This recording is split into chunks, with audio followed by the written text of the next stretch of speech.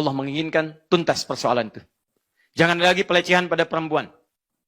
Jangan ada lagi anggapan sembarangan pada perempuan. Lihat, jangan ajari orang Islam tentang bagaimana caranya menghormati HAM bagi perempuan. Karena Islam yang pertama kali mengangkat derajat perempuan dalam nilai-nilai kehidupan di bumi. Jadi saya katakan ya, pada orang-orang HAM, pada yang semacamnya, jangan ajari orang Islam tentang HAM. Jangan ajari. Karena orang Islam pertama kali dengan risalahnya yang mengangkat nilai kemanusiaan tertinggi dalam kehidupan. Anda cek di referensi manapun teman-teman sekalian. Sebelum masa keislaman, perempuan itu nggak ada nilainya. Jahiliyah, lahir, eksekusi. Kubur hidup-hidup, Pak. Dalam keterangan kitab yang lain, ada keterangan. Di kitab-kitab yang lain misalnya. Dari kalangan kalau Anda keluarkan perempuan, ada yang disebutkan tidak ada nilainya. Nol dia. Di sinagog misalnya. Dalam masa keterangan dulu, kalau ada perempuan 1.000.000 pun, tidak ada laki-laki satu, ibadah tidak akan dilakukan. Karena perempuan nggak ada nilainya. Kalau ada satu laki-laki, baru ibadah dilakukan. Baik, silakan cek di kitab perjanjian yang lama. Anda akan temukan teman-teman, statement yang sangat luar biasa dahsyatnya dan begitu luar biasa menyedihkan. Perempuan dianggap jelmaan daripada iblis. Kenapa? Karena Adam alaihissalam ketika digoda oleh iblis, itu dia bisa menjauh. Tapi kemudian iblis datang lewat istrinya Hawa. Begitu datang, Hawa diminta, dirayu, dibujukan kepada Adam. Dua-duanya kemudian didorong. Begitu datang lewat istrinya, Adam kemudian tergoda, datang dan memakan buah larangan itu. Maka disebutkan dalam keterangan, Hawa bekerja sama dengan iblis dan dia jelmaan daripada iblis. Dahsyat, luar biasa buruknya. Tapi pada masa Islam, semua nilai keburukan itu satu-satu dipangkas, pangkas, sampai hilang sama sekali. Dari yang tidak punya nilai, pakaian seadanya, jadikan barang sebagai barang hiasan, barang tukaran, bahkan disamakan dengan barang dagangan yang bisa ditukar satu dengan yang lainnya. Buruknya jahiliyah, bahkan sudah menikah pun itu kalau bosan bisa tukaran. Ya, satu mengatakan, saya bosan dengan istri saya, tukaran yuk, ayo. Bisa jadi itu Pak, itu saking buruknya, saking gak ada nilainya. Maka Islam kemudian turun dengan risalah, mula-mula dimuliakanlah naikkan martabat perempuan. Kaitan dengan pembahasan kita, mulai tampilan dirubah. Nih, muslimah. Tandai. Allah akan mengangkat derajat dia dan merubah jalur hidupnya sampai kembali kepada Allah sejak peristiwa itu. Maka turunlah ayat yang pertama, Quran surah ke-24, ayat 31. قل للمؤمنات يغضضن من أبصارهن ويحفظن فروجهن ولا يبدين زينتهن إلا ما ظهر منها وليضربن بخمرهن. Ini poinnya. Dan katakan Muhammad sallallahu alaihi wasallam pada perempuan-perempuan yang beriman saja. Ibu tolong fokus di sini ya, dan akhwat muslimah dimanapun Anda berada. Kalau ada ayat Quran berisi perintah ditujukan dengan kalimat iman, artinya bukan cuma perintah nilainya, tapi iman kita dipertaruhkan di situ. Jadi kalau ada yang melanggar ketentuan itu, bukan cuma dosa, ini menunjukkan indikasi bahwa imannya dalam keadaan lemah pada saat itu. Ingat baik-baik ya, ini patokannya. Kalau ada ayat Quran dibuka dengan kalimat iman, maka informasi di ayat itu sekaligus menunjukkan indikator tingkat keimanan kita. Misal, kalimat iman pertama di Quran disandingkan dengan salat. Quran surah kedua ayat ketiga. Alladzina yu'minuna bil ghaib wa yuqimunas shalah. Salat disandingkan dengan iman. Artinya, penegakan salat, pelaksanaan salat sekaligus jadi indikator tingkat keimanan kita. Kalau Anda sedang semangat salat, berangkat ke masjid, jamaah, saf pertama, tandai teman-teman, iman Anda sedang kuat. Anda mau tahajud saat orang nonton bola, Anda tahajud. Saat orang sibuk, Anda duha. Saat orang sibuk di luar, Anda ke masjid. Itu tandanya iman Anda sedang menguat di situ. Tapi kalau kira-kira dalam ada kondisi Anda malas ke masjid, malas bangun, senang dengan lawannya, itu menunjukkan iman sedang bermasalah. Dan ayat tentang perubahan keadaan perempuan dibuka dengan kalimat iman. Artinya, mari kita lihat ukuran tingkat keimanan perempuan dan Anda bisa ukur pada keluarga Anda di rumah. Jangan tunjuk orang lain dulu. Jangan-jangan satu telunjuk menunjuk pada orang lain dan tetangga, tiga menunjuk pada keluarga Anda. Lihat baik-baik. Wa kullil mu'minati. Katakan pada perempuan-perempuan yang masih merasa punya iman. Lihat, yaghdudna min absarihinna. Jaga pandangannya. Dia hanya boleh melihat yang baik-baik saja. Satu. Wa yahfadna furujahunna. Dan jaga kemudian kehormatan dirinya. Jangan sampai bersentuhan dengan yang bukan mahramnya. Jangan sampai mudah kemudian untuk menjual keadaan dirinya. Karena jahiliyah melakukan itu. Perempuan beriman jangan sampai menjual kehormatannya untuk bisa menggadaikan imannya. Perempuan jangan sampai menjual keadaan pandangannya untuk meruntuhkan kekuatan imannya. Jaga pandangan kamu, Jaga dengan baik, jaga keadaan dirimu, jangan serahkan kehormatanmu pada orang lain. Kamu lebih daripada ratu. Hei perempuan beriman. Kalau kita katakan pada bahasa kita sekarang, tidak setiap orang bisa bersalaman dengan Ratu Elizabeth. Tidak setiap orang bisa bersalaman dengan Ratu A, Ratu B. Kenapa? Karena dia ratu. Ketika seorang akan bersalaman, harus melalui prosedur yang sangat ketat. Dalam Islam, setiap perempuan beriman, dialah ratu yang sesungguhnya. Karena ratu, dia tidak boleh disentuh, kecuali orang yang berhak dan sudah mengalami prosedur untuk menyentuh ratu yang dimaksudkan. Jadi kalau nanti ibu misalnya, atau akhwat-akhwat sekalian, ada dalam satu komunitas tiba-tiba seorang laki-laki nyosor pengen salaman, katakan, saya ratu, Anda siapa? Masya Allah. Lalu dia katakan, saya raja. Misalnya, baik, tapi raja yang belum melewati prosedurnya. Tapi kan namamu sudah tertulis di hatiku, tuliskan di buku nikah. Bikin status. Baik.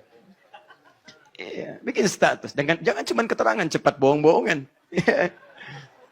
Kalau ada pria-pria ngasih keterangan cepat tapi isinya bohong-bohongan, pria itu pria? Udah. Dapat kosakata baru subuh ini. Luar biasa. Apalagi kalau sudah kecebong pakai sepatu biru, gak bisa apa-apa, itu yang repot. Sudah. Lihat sini. Kita pembahasan, bukan masalah lain. Awas, hati-hati. Itu urusan yang lain. Teman-teman, sudah lihat sini. Fokus. Turunlah ayat ini untuk menutup yang tidak boleh terbuka. Perhatikan baik-baik. Wala yubdina zinatahunna. Masih ingat tadi? Tabarruj antazayyanatil mar'ah. Dari kata zina. Jangan sembarangan membuka. Ada yubdi, menampakkan. Tapi lebih rendah daripada azhara. Jadi yang rendah aja jangan dibuka. Apalagi yang lebih tinggi daripada itu. Wala yubdina zinatahunna. Dan perempuan beriman jangan mudah membuka yang sederhana pun. Apalagi membuka yang selebar-lebarnya. Tahan. Jangan sembarangan dibuka. Illa ma zahara minha. Kecuali memang yang boleh dan biasa terbuka. Illa ma zahara minha. Jadi perempuan lewat ayat ini tadi dituliskan aurat, suatu yang terbuka. Diminta oleh Allah menutup auratnya. Kecuali kemudian boleh yang terbuka karena interaksi keseharian yang terbiasa nampak. Jadi tertutup. Tutup dengan tirai. Supaya tidak kelihatan nampak. Dalam bahasa Arab sesuatu yang ditutup halus disebut dengan satar namanya. Kalau tutupnya kuat disebut dengan hijab namanya. Baik, ini ada kan suka ada penutup ya. Dalam kajian misalnya kan laki-laki perempuan. Kalau penutupnya seperti gorden itu satar namanya. Satrun. Kalau penutupnya dari triplek yang sama sekali nggak nampak kesananya, ya kasar misalnya begini, itu hijab namanya. Perhatikan bahasa-bahasanya. Satrul aurat, bukan hijabul aurat. Kalau hijab pakai triplek. Wah, kalau sarung tangan dari triplek gitu kan. Masya Allah luar biasa. Pakaian dari triplek. Wah, kepalanya topeng baja. Misal kan. Nah, itu hijab namanya. Kalau ini satrun. Perhatikan detil. Diksinya tuh pas banget. Jadi kalau ini bukan perkataan-perkataan yang memang sudah muncul dari nilai kefasihan, mustahil akan hadir di sini. Satrun. Disatukan dengan aurat, muncullah istilah di sini dengan satrul aurat. Ayat pertama turun di Quran adalah ayat yang menjaga kehormatan perempuan, satrul aurat. Mencegah dan menutup segala yang tidak boleh tampak. Satrul aurat.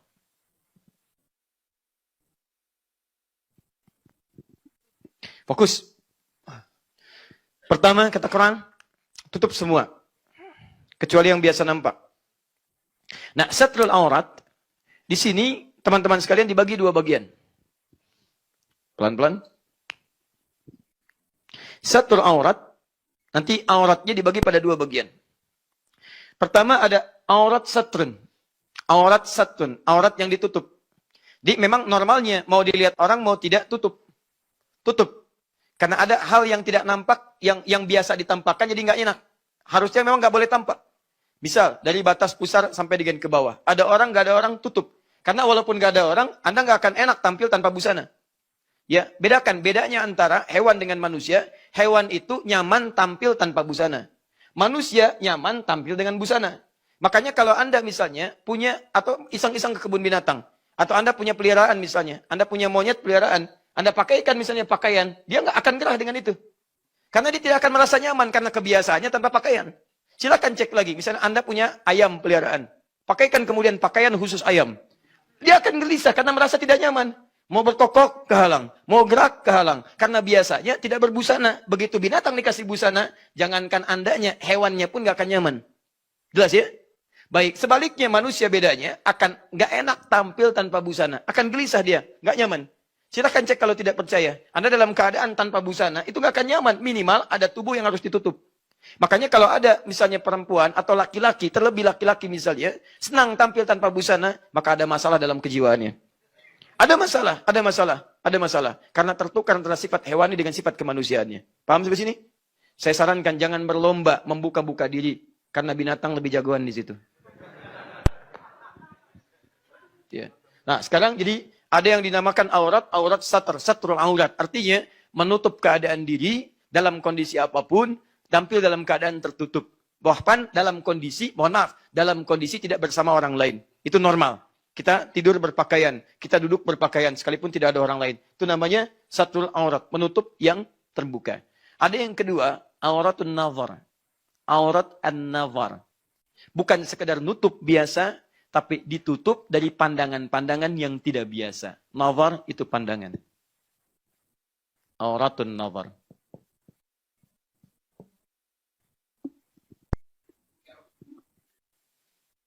Sudah? Nah, fase pertama, wala yubdina zinatahunna illa ma dhahara minha. Jangan tampakkan, jangan tampilkan kecuali yang biasa nampak. Biasa nampak itu ada kalinya sendirian, ada kalanya kemudian di hadapan orang banyak. Kalau sendirian, tutup, jangan berlebihan, jangan dibuka semua. Kalau di hadapan orang yang banyak, silahkan Anda tutup dengan baik dan ada yang nampak yang biasa dilihat. Tapi hati-hati kata Quran, ada yang kedua isyaratnya. Auratun nazar, yang terbiasa orang menelisik untuk melihat itu lebih dalam. Maka dalam konteks inilah kemudian Quran menurunkan kalimat selanjutnya untuk membatasi yang biasa diamati oleh orang lain. Wajah, bagian kepala, kadang-kadang ingin lihat, ini siapa dia, ini siapa, ini itu, dan seterusnya. Maka turunlah kemudian wal yadribna bihumurihinna. Hei perempuan, itu rambut kamu sering diamati. Bagian kepala kamu sering dilihat.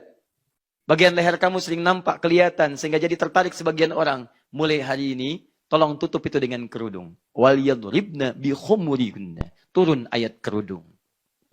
Tutup.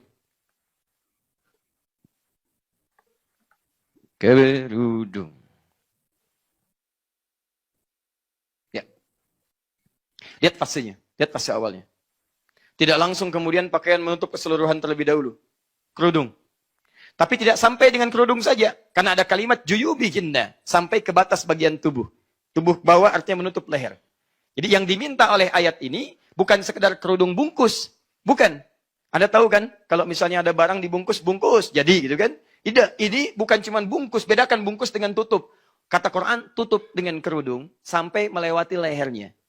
Minimal pada batas tubuh. Jadi awal-awal pakai kerudung, leher jangan kelihatan.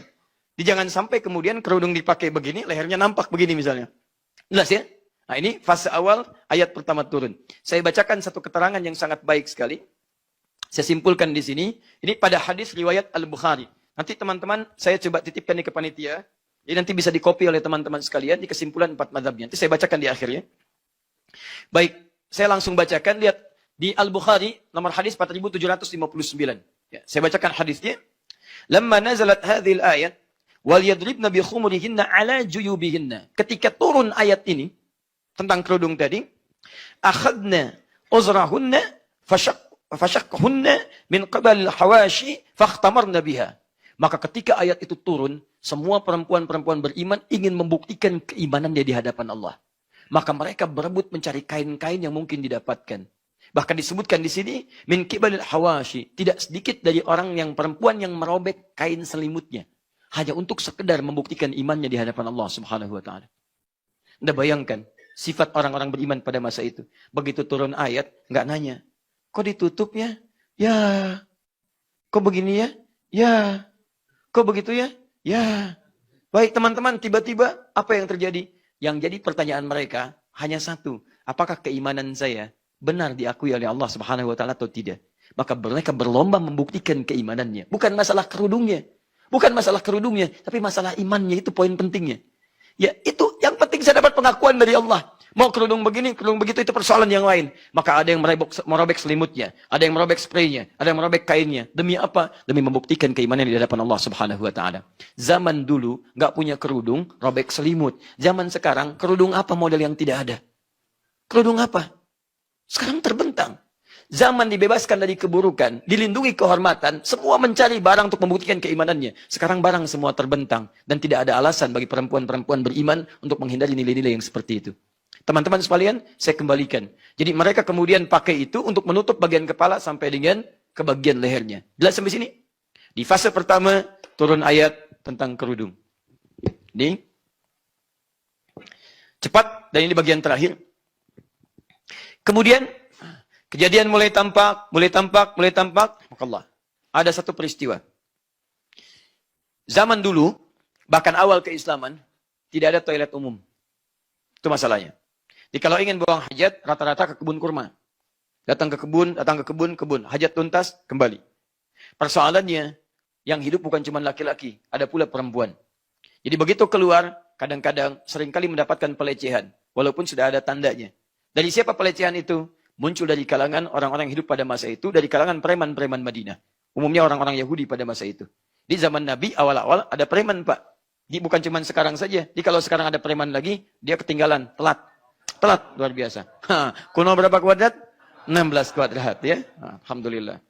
Bapak siapa? Preman. Bapak bukan. Siapa? Kuno 16 kuadrat. Balikan sini. Teman-teman, fokus. Banyak digoda sampai dilecehkan dan dilaporkanlah keesokannya peristiwa itu kepada Nabi sallallahu alaihi wasallam. Begitu dilaporkan, turunlah kemudian bagian fase yang terakhir yang ini jadi inti pembahasan kita. Quran surah 33 ayat 59. Ya ayyuhan nabi qul li azwajika wa banatika wa nisa'il mu'minin. Hai Nabi, saya perintahkan kepadamu. Allah langsung yang perintahkan kepada Nabi. Katakan pada istri-istrimu. Saking pentingnya hukum di ayat ini, yang pertama diperintahkan adalah istri-istri Nabi dulu. Jadi kalau istri Nabi saja menggunakannya, maka ibu yang bukan istri Nabi lebih berhak untuk menirunya. Karena istri Nabi itu orang perempuan paling soleh di zamannya. Dekat dengan Nabi saat hidupnya. Di akhirat sesurga bersama Nabi. Ketika perintah turun, mereka kerjakan. Ibu istri Nabi bukan. Sahabat Nabi bukan. Tetangga Nabi bukan. Hidup dengan Nabi tidak. Tidak ada turun jaminan surga untuk ibu sampai dengan saat ini. Maka ketika ayat itu turun, ibu lebih berhak menunaikannya dibandingkan dengan kalangan-kalangan masa lalu. Wa banatika, dan putri-putrimu. Wa nisa'il mu'minin, dan sampaikan pada perempuan-perempuan yang masih merasa punya iman. Perempuan-perempuan yang masih merasa punya iman. Di ayat ini untuk perempuan yang masih merasa punya iman saja. Kalau tidak merasa punya iman, maka silahkan lihat indikasinya. Atau merasa imannya lemah, maka berusaha untuk meningkatkannya sebelum masa itu tiba berjumpa dengan Allah Subhanahu wa taala. Teman-teman sekalian, apa itu? Yudnina alaihinna min jalabibihinna. Mulai sekarang, kalau tadi kerudung saja, kalau kerudung kan umumnya nutup bagian kepala paling belakang kan? Ya kan? Kemudian biasanya kalau kerudung kan simple ya. Simple, kemudian nutup sampai sini. Mulai sekarang kata Al-Quran, tolong kemudian rendahkan. Berubah dari khamar jadi jilbab. Jilbab. Rendahkan kemudian penutup bagian atas itu, dirubah kalimatnya dari khumur jadi jilbab. Yudnina alaihinna min jalabibihinna. Dari jilbab-jilbab mereka.